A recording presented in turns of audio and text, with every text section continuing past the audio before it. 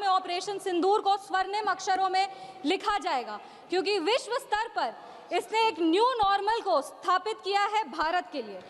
ये new normal की जो नींव है वो सदियों पहले रामचरितमानस में लिख दी गई थी, जिसकी चौपाई है, बिनय न मानत जल्द ही जड़ गए 3 दिन बीत, बोले राम सकोप तब भय बिनु होए न प्रीत।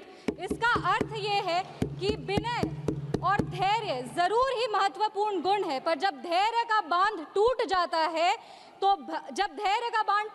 है तो भय के बिना उसका कोई उपचार नहीं बचता।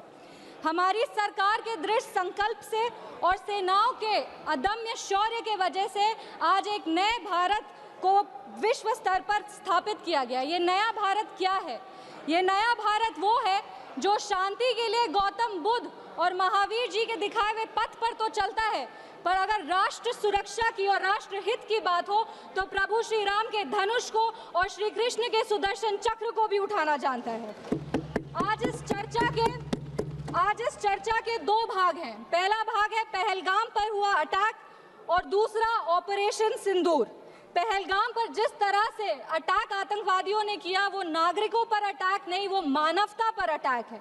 आतंकवादियों ने धन पूछकर उनकी पत्नी के सामने, माँ के सामने, परिवार के सामने, बहनों के सामने सारे जो हमारे देश के नागरिक हैं उनको मार दिया। हम लोग ये पूरा देश वो चित्र कैसे भूल सकता है जब एक नवविवाहित महिला लाल चूड़ी पहनकर अपने पति के शव के बगल में बैठी थी। इसने पूरे देश को झंझोड़ करके रख दिया था।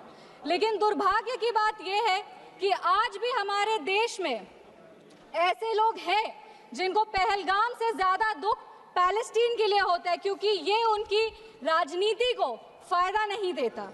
लेकिन जहां राजनीति के लिए कई लोग चुप्पी साध लिए, वहां हमारे यशस्वी प्रधानमंत्री ने राष्ट्र धर्म निभाया और उन्होंने महिलाओं के आंसुओं को ही नहीं पोंछा, पर महिलाओं के स्वाभिमान को और सम्मान को पुनर्स्थापित किया।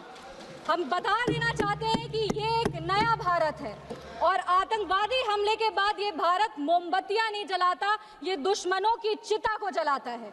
ये शांति चाहता है, पर शांति अपने शर्त पर चाहता है, और अगर अपने शर्त को नहीं पूरा किया जाए तो डिप्लोमेसी से डिस्ट्रक्शन तक का भी रास्ता जानता है।